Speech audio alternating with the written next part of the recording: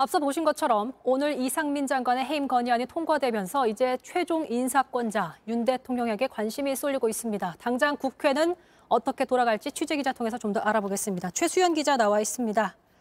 자, 당장 해임 건의안에 대해서 대통령실의 입장 나왔습니까?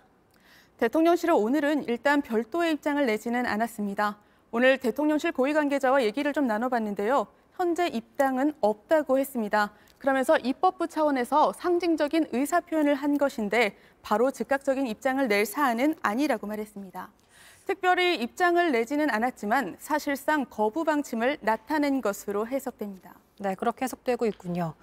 어쨌든 예상은 했지만 여당의 반발도 굉장히 거셉니다.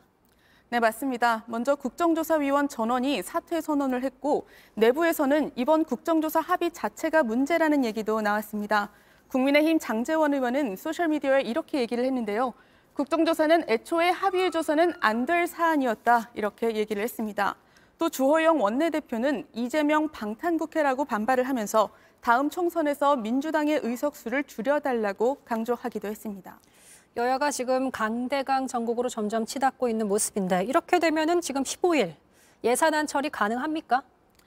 사실 여야가 어제도 막판까지 협상을 했지만 두 차례나 협상이 결렬이 됐습니다. 평행선을 달렸는데요. 결국에는 국회의장까지 회동을 한 이후에 예산안 처리 시한을 오는 15일, 그러니까 이번 주 목요일이죠. 이때로 미뤘습니다. 사실상 이날이 협상의 마지노선이 될 것으로 보이는데 오늘도 이렇게 해임 건의안이 단독으로 처리되면서 앞으로 협의점을 찾기는 더 어려울 것으로 보입니다. 자, 그렇다면 짚고 싶은 게 여야 지금 협의에서 핵심 쟁점이 되고 있는 게 뭡니까? 먼저 가장 큰 거는 법인세 인하입니다.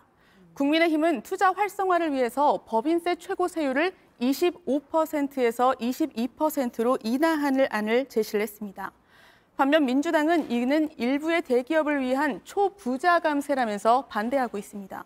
이 외에도 이재명표 예산으로 불리는 지역화폐, 그리고 윤석열표 예산으로 불리는 대통령실 이전 예산을 놓고도 여야의 갈등이 여전히 대립이 큰 상황입니다. 아까 15일이 마지노선이라고 얘기를 했는데 본회의 15일조차 넘어가면 이제 그때는 어떻게 되는 겁니까? 일단 그때까지 협의를 하지 못하면 두 가지 안을 놓고 표결에 들어갈 가능성이 큽니다. 먼저는 정부 여당의 안이 있고 그리고 민주당이 만들고 있는 수정안을 놓고 표결에 들어갈 수 있습니다.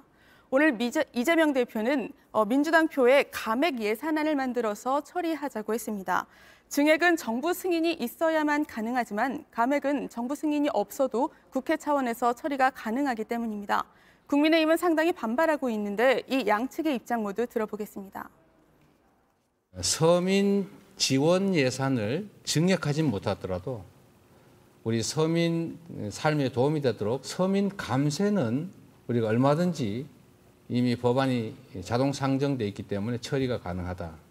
다수 의석으로 국정 발목을 꺾다 못해 아예 부러뜨리겠다는 것입니다.